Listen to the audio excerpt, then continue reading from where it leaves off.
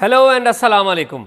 मैं हूं एजाज़ Syed programme talk shock के साथ। आज के टॉक शॉक में हम गुफ्तगू करेंगे शहबाज शरीफ हुकूमत के कमो बेश 16 माह की कारकर्दगी के ऊपर। इन 16 माह में क्या हुआ, लेकिन सबसे पहले हम बात करेंगे कि शहबाज शरीफ की हुकूमत अब आखिरी सांसें ले रही है। अब से चंद दिन के बाद शहबाज शरीफ हुकूमत ख़त्म हो जाएगी, लेकिन इस वक्त शहबाज शरीफ हुकूमत इस्लामाबाद में मसरूफ़ है उन तमाम कामों को निपटाने में जो हुकूमत ख़त्म होने से पहले वो चाहती है कि मुकम्मल हो जाएं। उनमें सबसे अहम तरजीहात क्या हैं, पहले उसके ऊपर बात करते हैं और फिर हम पिछला जो इनकी पूरा टेन्योर है उसको रिव्यू करते हैं। इस वक्त वफाकी दारुल हुकूमत इस्लामाबाद में जो शहबाज शरीफ साहब हैं वो कोशिश कर रहे हैं कि तमाम जो अहम मनसूबाजात हैं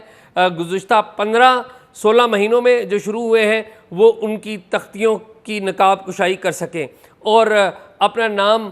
सब्त कर सकें उन तमाम मंसूबों के ऊपर जो उनके ख़्याल में उन्होंने 15-16 महीनों में किए हैं। इनमें ऐसे मंसूबे भी हैं जो ख़ुद शहबाज शरीफ हुकूमत में शुरू हुए हैं, लेकिन कुछ ऐसे मंसूबे भी बिलखुसूस हैं जो कि साबिक़ दौरे हुकूमत यानी कि इमरान खान के दौरे हुकूमत के मंसूबे हैं। इन तमाम मंसूबों के साथ साथ वज़ीर आज़म तो ये काम कर रहे हैं, लेकिन at the same time Shahbaz Sharif जो हैं वो अपने जो इत्तेहादी हैं उनके साथ भी एक ताल्लुकात बनाए रख रहे हैं, उनसे कंसल्टेशन कर रहे हैं, मशावरत कर रहे हैं ताकि निगरान हुकूमत जो है उसका जो खाका है उसको हतमी शक्ल दी जा सके। जो वफाकी वज़रा हैं वो भी अपनी अपनी वजारतों में अपने काम करवा रहे हैं, जो MNAs हैं वो भी इस हुकूमत के इख्तिताम के करीब जो जो काम वो अपने अपने हलकों के लिए और बिलखुसूस अपने वोटरों के लिए करना चाहते हैं, और उनमें सबसे ज़्यादा प्रायोरिटी बदकिस्मती से जो असला लाइसेंसेस हैं या दीगर जो वजारतें हैं उनसे कोई परमिट्स लेने हैं, कोई परमिशंस लेनी है तो वो करवा रहे हैं। लेकिन इस सारे माहौल में एक MNA है, उनका नाम है अब्दुल कादर मंदोखेल, पाकिस्तान पीपल्स पार्टी से ताल्लुक़ है। वो जेन्युइनली कोशिश कर रहे हैं कि जो फेडरल गवर्नमेंट के सरकारी मुलाजमीन हैं, ऐसे मुलाजमीन जिनको मुख्तलिफ़ वजूहात की बिना पर बरतरफ कर दिया गया, उनके केसेस वो सुन रहे हैं और उनको बहाल करने की कोशिश कर रहे हैं। तो मुझे इस सारे खेल में मुझे एक आदमी अगर पार्लियामेंट के अंदर ऑब्जेक्टिवली काम करता हुआ दिखाई दिया जो कि वाकई गरीब आदमी के लिए काम कर रहा है, लोगों के लिए काम कर रहा है, तो अब्दुल कादर मंदोखेल काम कर रहे हैं। उनके बारे में मीडिया पे किसी किस्म की कोई ख़बरें नहीं आ रही, इसलिए कि मीडिया बड़ी ख़बरों के पीछे है। दूसरे 2-3 बंदों का नाम लेना भी बड़ा ज़रूरी है जिन्होंने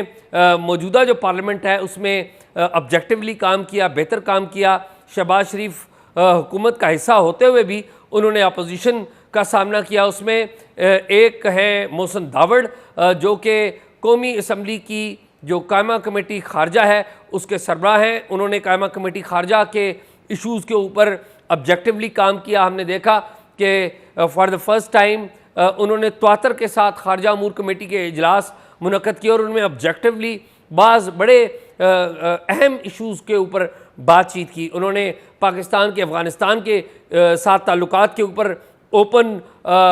जिसे कहते हैं खुली डिबेट की, पाकिस्तान के अमेरिका के साथ ताल्लुकात के ऊपर डिबेट की। तो उनकी जो कारकर्दगी है वो हमें नज़र आई कि वजारत ख़ारजा के हवाले से उनकी कारकर्दगी बेहतर नज़र आई। अली वज़ीर का अगर नाम लिया जाए तो बड़ी ज़्यादती होगी कि अली वज़ीर हमने देखा कि साबिक़ दौरे हुकूमत में वो पाबंद सलासल रहे। इमरान खान साहब के दौर में मोहसिन दावड़ भी उनके साथ थे, लेकिन अली वज़ीर जो है मौजूदा हुकूमत को वोट दिया था उन्होंने। जब नो कॉन्फिडेंस इमरान खान के ख़िलाफ़ फाइल हुई थी तो इनको कैद से ख़ुसूसी तौर पर लाया गया था, लेकिन इस दौर में भी उनको एक दफ़ा गिरफ़्तार किया गया। इस दौर में भी उनके ख़िलाफ़ जो है मुकदमात बने, लेकिन अली वज़ीर जो है पार्लियामेंट के अंदर रह के वो हकूक़ की बात करते रहे, राइट्स की बात करते रहे, बिलखुसूस जो हमारे पश्तून भाई हैं उनके राइट्स की भी बात करते रहे, बलोचों के हवाले से बात करते रहे। कौमी असम्बली में एक और साहब हैं जिन्होंने हमने देखा कि अपोजिशन की, वो अब्दुल अकबर चतराली हैं, जमात इस्लामी से इनका ताल्लुक़ है। इन्होंने लेजिस्लेशन की हद तक और अपने जो रोस्टम के ऊपर चीज़ें आती हमने देखा कि वो इन्होंने अपोजिशन की। बाकी पाकिस्तान पीपल्स पार्टी और नून लीग, ये तो जो मौजूदा हुकूमत है, ये मौजूदा सेटअप है, उसका बड़ा चंक इनके पास है। और जमीयत उलमाए इस्लाम फजलुर रहमान ग्रुप, जिनके JUIF है, उनके पास तीसरे नंबर पे बड़ा हिस्सा है। फिर बलोच जो नेशनलिस्ट पार्टी हैं या बलोचिस्तान की जो जमातें हैं, जिसमें बाप पार्टी है, नेशनल पार्टी और दीगर जो जमातें हैं, उनका भी हिस्सा है। लेकिन हमने देखा कि कौमी असम्बली में गुज़िश्ता 16 माह के अंदर इन जमातों की तरफ से कोई ऐसा काबिल ज़िक्र काम नज़र नहीं आया। इस कौमी असम्बली से 16 माह की हुकूमत के अंदर हमने देखा कि काबिल एतराज़ कानून साजी भी पास हुई, क्योंकि पार्लियामेंट के अंदर अपोजिशन अमली तौर पर मौजूद नहीं है। राजा रियाज वो लीडर ऑफ द अपोजिशन है, लेकिन उन्होंने लीडर ऑफ द अपोजिशन का किरदार अदा नहीं किया, क्योंकि वो ख़ुद मुतमन्नी है, ख्वाहिशमंद हैं। अगले जो आम इंतखाबात हैं उसमें मुस्लिम लीग नून के टिकट के, तो अगर वो मुस्लिम लीग नून के टिकट के जो ख्वाहिशमंद हैं, तो वो कैसे ऑब्जेक्टिवली मौजूदा हुकूमत के ख़िलाफ़ अपोजिशन का किरदार अदा कर सकते हैं। अब मजमूई तौर पर जो 15 महीनों की 16 महीनों की हुकूमत है, उसकी कारकर्दगी का जायज़ा भी लेते चलें कि इस हुकूमत ने क्या दिया आवाम को और क्या ये साथ लेके जा रही है, क्या लेगेसी साथ लेकर जा रही है। तो सबसे पहली बात यह है कि मौजूदा जो शहबाज शरीफ हुकूमत है, उसमें अगर आप इंतज़ामी फ़ैसलों की तरफ देखें तो बदतरीन इंतज़ामी फ़ैसले भी देखने में आए। मिसाल के तौर पे हमने देखा कि शहबाज हुकूमत ने बदतरीन इंतज़ामी फ़ैसला करते हुए जो हमारी प्रीमियर इंटेलिजेंस एजेंसी है, जिसे ISI कहते हैं, उसको सुपुर्द कर दी पाकिस्तान की ब्यूरोक्रेसी। एक नोटिफिकेशन जारी किया इन्होंने, और नोटिफिकेशन में कहा गया कि अब हमारी जो ब्यूरोक्रेसी है, सिविलियन ब्यूरोक्रेसी, जो कि किसी भी हुकूमत का दिमाग होती है, वो उसको इन्होंने सुपुर्द कर दिया एक दूसरे खुफिया इदारे के पास, ISI के पास, जिसके पास पहले ही काफ़ी बर्डन है, नेशनल सिक्योरिटी के इश्यूज़ भी हैं, उसके पास जो फॉरेन कॉन्स्पिरेसीज़ पाकिस्तान के ख़िलाफ़ होती हैं वो इश्यूज़ भी हैं, और ISI के ऊपर एक सियासत में मुलव्वस होने का इल्ज़ाम भी माजी में रहा है। तो इस पूरे कॉन्टेक्स्ट में ISI को और इन्होंने ओवरबर्डन कर दिया, और हमने देखा कि अब जो ब्यूरोक्रेसी है उसकी जो समत है पाकिस्तान में सिविल मिलिट्री इम्बैलेंस की वजह से, वो उसका जो वज़न है वो हमारे जो इस्टेब्लिशमेंट के पलड़े में पड़ा करेगा। तो ये सबसे बड़ी एक गलत प्रेसिडेंट उन्होंने कायम की, जिसे शायद आने वाले सालों में शायद ही इसको अनडू किया जा सके। फिर उन्होंने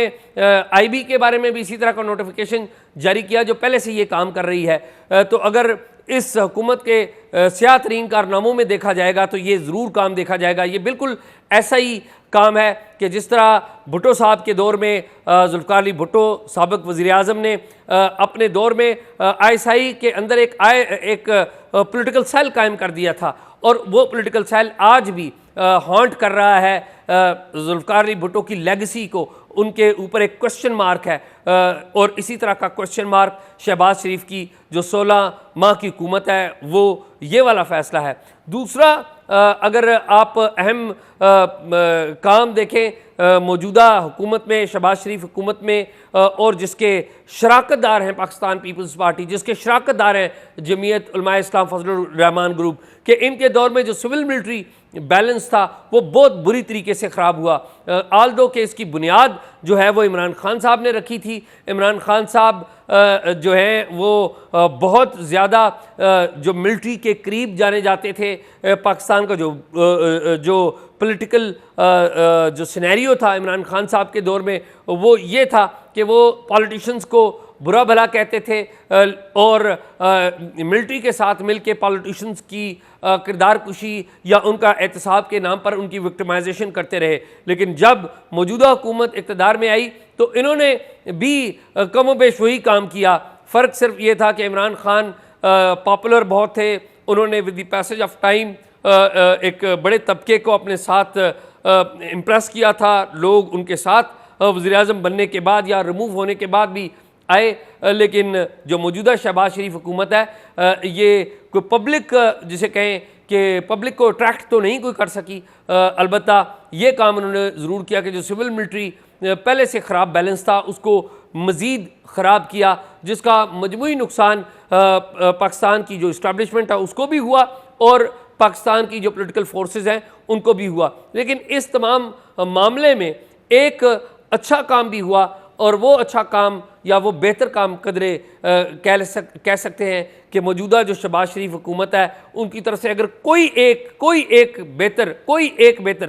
बेहतर मैं कहूँगा वो ये कि हम माजी में सुनते आ रहे थे जब इमरान खान साहब हुकूमत जो जा रही थी तो उनके जाने से 3-4 माह पहले से 5 माह पहले से इस बात का विस्पर्स हो रहे थे इस्लामाबाद में, कराची में, जो बड़े बिजनेस एरियाज़ हैं पर्टिकुलरली उनमें कराची, सियालकोट, फैसलाबाद में, कि पाकिस्तान डिफ़ॉल्ट होने जा रहा है क्योंकि पाकिस्तान के जो बैरूनी मालिक के साथ जो इंपोर्ट होती है तो उसकी LC जो है वो बंद कर दी गई थी। फिर उसी दौरान में जब LC बंद थी तो उसी दौरान में इमरान खान साहब के ख़िलाफ़ नो कॉन्फिडेंस वोट आई, और मौजूदा जब हुकूमत आई तो उसके शुरू में भी इस बात का खदशा ज़ाहिर किया जा रहा था कि LC बस बदस्तूर बंद है, पाकिस्तान की बैरूनी दुनिया के साथ तजारत जो है वो अमली तौर पर जामद हो चुकी है, तो शायद ये डिफ़ॉल्ट हो जाएगा। शुरू में मिफ्ताह इस्माइल आए, उन्होंने जो इकॉनमी है उसके हवाले से कुछ टेंजिबल स्टेप्स लिए और उसके बाद उनको हटा दिया गया, और जनाब नवाज शरीफ के करीबी अजीज़ भी और मुस्लिम लीग नून के एक अहम रहनुमा इसहाक डार जो कि माजी में भी वज़ीर ख़जाना रह चुके हैं, वो आए और उन्होंने भी कुछ तजर्बात के बाद कमोबेश वही इक़दामात किए जो कि मिफ्ताह इस्माइल कर रहे थे, लेकिन नतीजा ये निकला कि जो हम बहुत ज़्यादा सुनते थे कि पाकिस्तान डिफ़ॉल्ट हो रहा है, तो पाकिस्तान के डिफ़ॉल्ट होने की अब इतलात आना बंद हो गई हैं। IMF का प्रोग्राम पाकिस्तान ने ले लिया और प्रोग्राम 9 महीने का एक अबूरी प्रोग्राम है, तो इससे एक इकनॉमिक रिलीफ जो मिला, लेकिन इसकी प्राइस पाकिस्तान ने पे की, प्राइस उसकी ये पे की आम आदमी ने कि बहुत ज़्यादा प्राइस हाइक आम अशिया की जो चीज़ें हैं, आम अशियाए खुर्दनोश हैं या ज़रूरियात ज़िंदगी है, वो हमने देखा कि उसकी कीमतें बहुत महंगी हो गई, और हमने ये भी देखा कि पेट्रोल की कीमतें बहुत महंगी हुई, डॉलर की जो कीमत है वो आसमानों से बातें करने लग पड़ी। लेकिन इस तमाम नुकसान के बाद, यानी कि इस तमाम हैवी प्राइस के बाद, ये नतीजा हमने देखा कि पाकिस्तान की डिफ़ॉल्ट होने की जो ख़बरें हैं वो आना ज़रूर बंद होगी। तो कोई एक अगर अचीवमेंट हो कह सकते हैं आप तो इस मैदान में कह सकते हैं, लेकिन उसकी जो प्राइस है वो अवाम ने पे की है। जब तक अवाम को उसका डिविडेंड नहीं मिलेगा ये बात किसी आम आदमी के समझ में नहीं आएगी, क्योंकि आम आदमी, मैं, आप और हर कोई शख्स जो छोटा मोटा कारोबार करता है या कोई नौकरी करता है या मेहनत मजदूरी करता है, वो हुकूमत की माशी पॉलिसी को अपनी जेब से नापता है कि उसकी जेब से कितने पैसे खर्च हो रहे हैं या उसको महंगाई की जो तपश है वो कितनी ज़्यादा महसूस हो रही है, तो उससे आम आदमी मापता है। तो इस एतबार से तो ये इकॉनमी की सूरत हाल अच्छी नहीं थी, लेकिन ओवरऑल अगर देखा जाए कि डिफ़ॉल्ट नहीं हुआ तो वो ये बात दुरुस्त थी। दूसरा एक और आस्पेक्ट भी है शहबाज हुकूमत का कि जो कदरे बेहतर रहा वो थी पाकिस्तान की फॉरेन पॉलिसी। बिलावल भुट्टो जरदारी वो पाकिस्तान के फॉरेन मिनिस्टर रहे, उनके पास 16 माह थे। इन 16 माह के अंदर पाकिस्तान ने एक बड़ा मुश्किल वक्त देखा, इसलिए मुश्किल वक्त देखा कि पाकिस्तान एक ऐसी सूरत हाल से गुजर रहा था कि यूक्रेन में रशिया ने जंग कर दी थी और उसके बाद पाकिस्तान के ऊपर बड़ा दबाव था, क्योंकि पाकिस्तान अपेरेंटली शुरू में टिल्ट लग रहा था कि पाकिस्तान जो है वो रशिया के कैंप में जा रहा है। लेकिन बिलावल भुट्टो हमने देखा कि वो रूसी हुकूमत के काबरीन से भी राब्ते में रहे, अमेरिका के उन्होंने कम बेश 5-6 दौरे किए, सबसे ज़्यादा दौरे उन्होंने अमेरिका के ही किए। अमेरिका में वो पढ़े भी हुए हैं, पढ़े लिखे भी हुए हैं, लेकिन अमेरिकी हुकाम, अमेरिकी स्टेट डिपार्टमेंट और ये जो बड़े कैपिटल्स हैं उनके साथ वो राब्ते में रहे। फिर हमने देखा कि जो पाकिस्तान के सऊदी अरब के साथ ताल्लुकात भी हमने देखा कि वो बेहतर हुए। उसकी वजह खुद जो शरीफ फैमिली है, ये शरीफ ख़ानदान है, वो थी। क्योंकि इनके जो सऊदी शाही ख़ानदान है या यूएई के जो फरमा रवा हैं या उनके शाही ख़ानदान उनसे बेहतर ताल्लुकात थे। तो एक हमने देखा कि ये एक बड़ा अच्छा फॉरेन अफेयर्स के हवाले से एक बेहतरी थी। हमने देखा कि बिलावल भुट्टो हिंदुस्तान में गए, हिंदुस्तान में जाके उन्होंने हिंदुस्तान की सरजमीन पर अपनी डिप्लोमेसी के जौहर दिखाए। जो SCO कॉन्फ्रेंस है, गो कि भारत के साथ ये दो तरफ़ा मुज़ाकरात नहीं थे, लेकिन SCO में शंघाई ताउन तंजीम के इजलास में वो गए और पूरा मीडिया, मुझे ज़ाती तौर पे इस बात का पता है क्योंकि मैं ख़ुद वहाँ पर मौजूद था, तो उस वक्त का पूरा जो इस खित्ते का मीडिया था, रीजन का जो मीडिया था और ख़ुद हिंदुस्तान का जो मीडिया था, वो बिलावल की तरफ मुतवज्जा था और बिलावल ने वहाँ पे काफ़ी इंटरव्यूज़ दिए। पाकिस्तान का केस उन्होंने लड़ा, कश्मीर के मामले के ऊपर बात की और भी इश्यूज़ के ऊपर उन्होंने बात की। हिंदुस्तानी टेलीविज़न चैनल्स को इंटरव्यूज़ दिए, जो कि बाद में शायद हिंदुस्तान की हुकूमत को अच्छा नहीं लगा। लेकिन सूरत हाल हिंदुस्तान की हुकूमत की भी यह थी कि वहाँ पे भी कुछ सूबों में इलेक्शन हो रहे थे और पाकिस्तान भी हिंदुस्तान के साथ ताल्लुकात में आगे नहीं बढ़ सकता था, क्योंकि पाकिस्तान के अंदर Imran Khan at that time बड़े पावरफुल थे, उनकी बड़ा औरा था, एटलीस्ट उनको कोई इंटरप्ट नहीं कर रहा था। तो ये फॉरेन पॉलिसी के हवाले से हमने देखा। और उसका एक और सबूत ये है कि आप देखिए कि जो शहबाज शरीफ हुकूमत है वो ख़त्म हो रही है, लेकिन तमाम जो अहम शख्सियात हैं वो पाकिस्तान के दौरे कर रही हैं। आपने देखा होगा कि ईरान के वज़ीर ख़ारजा वो पाकिस्तान के दौरा पर आए और पाकिस्तान के साथ एक 5 साल का तिजारती मुआहदा उन्होंने दस्तखत किया, जिस में कहा गया कि पाकिस्तान और ईरान की जो तजारत है उसको $5 अरब तक बढ़ाया जाएगा। साथ उनके और वफद के लोग भी थे जो दीगर शोबों में हमें बात करते हुए नज़र आए। फिर हमने देखा कि अफ़गानिस्तान के साथ जो हमारा मामला है वो बदस्तूर वैसे ही रहा। हमारी जो जिसे कहते हैं good bad love hate relationship Afghanistan के साथ भी रहा, लेकिन मजमूई तौर पे फॉरेन पॉलिसी में कोई इतनी बुरी सूरत हाल नहीं रही। 16 माह की इस मुद्दत में ब्यूरोक्रेसी के वाले से हमने आपको बात बता दी, पार्लियामेंट के बारे में बता दी कि पार्लियामेंट कितनी कमज़ोर थी। और अब 2-3 चीज़ें जो हैं वो बताना बहुत ज़रूरी है, जिनके ऊपर बात किया जाना बहुत ज़रूरी है। वो है जो हुकूमत का और अदलिया का जो ताल्लुक़ था। तो इस सारे माहौल में, पोलराइज्ड माहौल में, जब इमरान खान साहब बहुत पॉपुलर थे तो हुकूमत का और अदलिया का जो ताल्लुक़ है वो बड़ा ख़राब नज़र आया। हमने देखा कि पार्लियामेंट के अंदर से खड़े होकर अदलिया पर तनकीद की गई और अदलिया की तरफ से भी बाज़ ऐसे इक़दाम किए गए जो कि विजिबली लग रहे थे कि वो अदलिया की शायाने शान नहीं थे।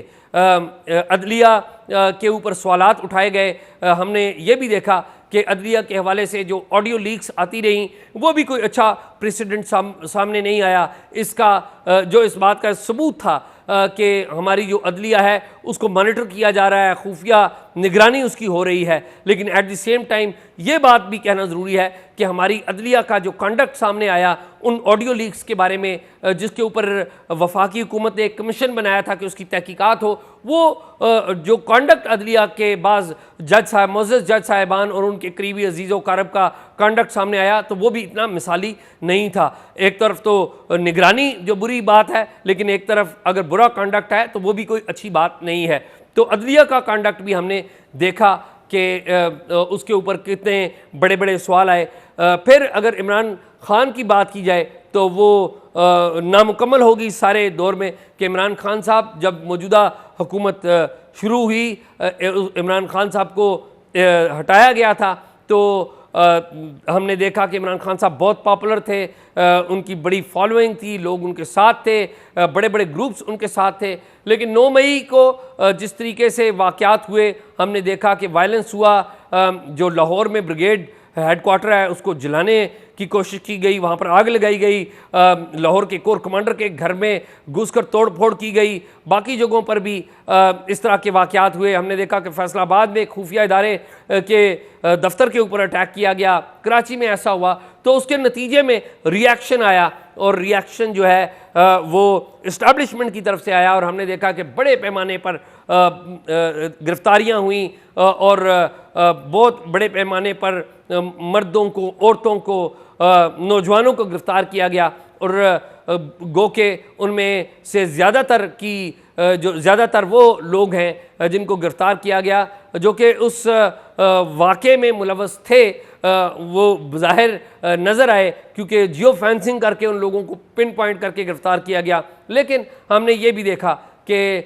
इसमें कुछ ऐसे वाक़यात भी सामने आए जिसमें पता चला कि शायद जो रूटीन की कार्रवाई से हट कर भी ये जो एथिक्स और लॉज हैं उनके दायरा से हट के भी बाज़ लोगों के साथ सलूक हुआ। और हमने ये देखा कि पाकिस्तान तहरीक इंसाफ 9 मई के बाद अमली तौर पर डिसमेंटल कर दी गई, उसके लीडर्स गिरफ्तार हुए और वो लीडर्स बिल्कुल रिलीज़ हो गए जिन्होंने बाहर आकर इमरान खान को या उनके तर्ज सियासत को कंडेम किया। ये भी एक बहुत बड़ा सवाल था कि ये ऐसा क्यों हो रहा है और इसकी उंगलियां जो हैं वो इस्टेब्लिशमेंट के ऊपर उठाई गई। हमने देखा कि बहुत सारे लोग हैं जिन्होंने अपना जो सियासी किबला है वो बदल लिया, लेकिन इसके जवाब में एक आर्ग्यूमेंट ये भी आया कि इमरान खान जो हुकूमत है या इमरान खान और उनकी जमात को साल 2010 से उस वक्त से सपोर्ट मिलना शुरू हुई थी इस्टेब्लिशमेंट की, जब जनरल कियानी ने फैसला किया था कि वो जो मेन स्ट्रीम जमातें हैं पाकिस्तान पीपल्स पार्टी और मुस्लिम लीग नून, उनके मुकाबले में एक तीसरी कुव्वत को खड़ा करेंगे। तो हमने देखा कि जनरल कियानी के फैसले की रोशनी में जनरल पाशा अहमद शुजा पाशा ISI के उस वक्त के चीफ, उन्होंने इब्तिदा में मदद की इमरान खान को सपोर्ट करने में, और उसके बाद जनरल ज़हीर जो कि ISI के चीफ थे उन्होंने, और रिस्पेक्टिव उनके बाद जितने भी आर्मी चीफ्स आए जनरल बाजवा तक, तो उन्होंने इमरान खान को सपोर्ट किया आर्मी चीफ्स ने और ISI चीफ्स ने, जिसके नतीजे में इमरान खान 2013 में दूसरी बड़ी जमात के तौर पर सामने आए, अपोजिशन लीडर के तौर पे सामने आए, और 2018 में जिस तरह के इलेक्शन हुए थे उसमें उन इलेक्शंस के दौरान RTS को बंद करके उनको इंस्टॉल किया गया था प्राइम मिनिस्टर। तो हमने देखा कि इस्टेब्लिशमेंट ने जिस बुत को तराशा था, फिर बाद में इस्टेब्लिशमेंट खुद ही उस जमात को तोड़ने में मुलव्वस नज़र आई। अपेरेंटली ये बातें नज़र आई कि इस्टेब्लिशमेंट इस जमात को डिसमेंटल कर रही है, और उसका जो वजह वो बयान की जा रही है कि ये जमात जो है वो 9 मई को वायलेंस में मुलव्वस थी। इमरान खान जिस अंजाम का शिकार हुए वो किसी और ने नहीं इनको दिया, वो इस समत का जो तयन था, ये रास्ता उन्होंने खुद अपनाया था, और अभी भी वो इमरान खान जो सियासी कुव्वतों के साथ मिलकर नहीं बैठना चाहते, और आज भी वो फ़ौज के साथ ही बैठना चाहते हैं। और ये एक बड़ा अलार्मिंग सूरत हाल है कि शहबाज हुकूमत भी जा रही है, मगर अभी तक पाकिस्तान के अंदर जो डेमोक्रेटिक वैल्यूज़ हैं वो मजबूत नहीं हुई हैं, और पाकिस्तान में जो मिलिट्री इस्टेब्लिशमेंट का रोल है वो बड़ा है। शहबाज शरीफ हुकूमत ने इसको और भी ज़्यादा बढ़ा दिया है, क्योंकि एक कानून साजी करके शहबाज शरीफ हुकूमत ने जो फ़ौज का जो कारोबार है, मिलिट्री जो इनके मिलिट्री के जो मुख्तलिफ कारोबार हैं उनको भी एक लीगल हैसियत दे दी है। अब सूरत हाल ये है कि शहबाज शरीफ हुकूमत एक ऐसे मोड़ के ऊपर जा रही है कि जब इनके 16 माह की कारकर्दगी को अगर मजमूई तौर पर देखा जाए तो कोई मिसाली कारकर्दगी नहीं है। ना ये लोगों को अवामी रिलीफ दे सके हैं, ना ही लोगों की जो ख्वाहिशात थी कि महंगाई कम होगी या बाकी इश्यूज़ का बेहतर होंगे, या सिविल लिबर्टीज़ में कोई बेहतरी आएगी, या पार्लियामेंट जो है वो बेहतर कोई किरदार अदा करेगी, कोई मिसाली किरदार अदा करेगी, वो हमने देखा कि नहीं हुआ। ना अदलिया के साथ कोई बेहतर रवैया रहा, और अदलिया का अपना किरदार भी रहा, और उसकी बहुत बड़ी वजह इमरान खान थे। तो मजमूई तौर पर अगर देखा जाए तो शहबाज शरीफ हुकूमत ने कुछ जो तरक्याती मंसूबे हैं वो तो ज़रूर शुरू किए हैं, और इन 16 माह में उनको मुकम्मल भी किया है। मईशत के मैदान में पाकिस्तान को डिफ़ॉल्ट होने से बचाया है। FATF जो पाकिस्तान पर पाबंदियाँ लगने वाली थी उनसे बचे हैं, गो के उसमें इमरान खान हुकूमत का भी बड़ा किरदार है। लेकिन अगर आप इस कारकर्दगी की बुनियाद पे अगर शहबाज शरीफ अपनी जमात को लेके जाएंगे इलेक्शन में, तो मेरा नहीं ख्याल कि ये कोई मिसाली कारकर्दगी है। अब नज़र ये आ रहा है कि जो मौजूदा हुकूमत है शहबाज शरीफ की सरबराही में, वो एक ऐसे निगरान सेटअप को तैयार करने जा रहे हैं जो कि कम व बेश 8 से 9 माह तक इक़्तिदार में रहे, ताकि उस दौरान लोग शहबाज शरीफ हुकूमत का जो किरदार है वो भूल जाएं और अगले जो 9 माह के बाद इंतखाबात हों उनमें शहबाज शरीफ हुकूमत उतरे, नवाज शरीफ साहब पाकिस्तान में हों और बाय देन जो इमरान खान है वो डिस्क्वालीफाई होकर हो चुके हों। तो अब इस माइंडसेट के साथ ये हुकूमत जा रही है। जो खोया जो पाया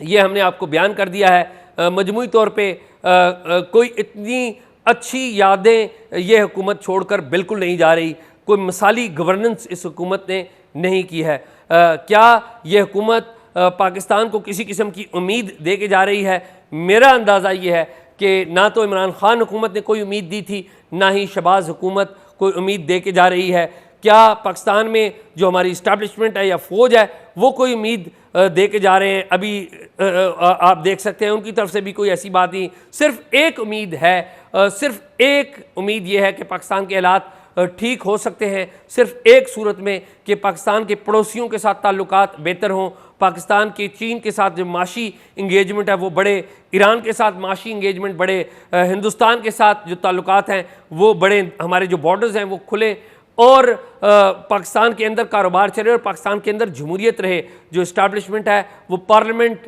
की सबसर्विएंट रहे। लेकिन क्या ये होता हुआ नज़र आ रहा है? बदकिस्मती से इन तमाम मौज़ूआत के ऊपर अभी तक कोई बात आप हतमी तौर पे नहीं कह सकते कि मौजूदा हुकूमत ने कोई ऐसी बुनियादें रख दी हों कि जिसकी बुनियाद पे हम ये कह सकें कि ये सब कुछ होता हुआ नज़र आएगा। तो इसलिए बदकिस्मती ये कह लीजिए या जो भी कहिए कि हक़ाइक़ बड़े तल्ख़ हैं और हमारी समझ शायद दुरुस्त नहीं। अभी तक शहबाज शरीफ हुकूमत की कारकर्दगी के बारे में मैं तो यही समझ सका। मुझे फ़िलहाल इजाज़त दीजिए।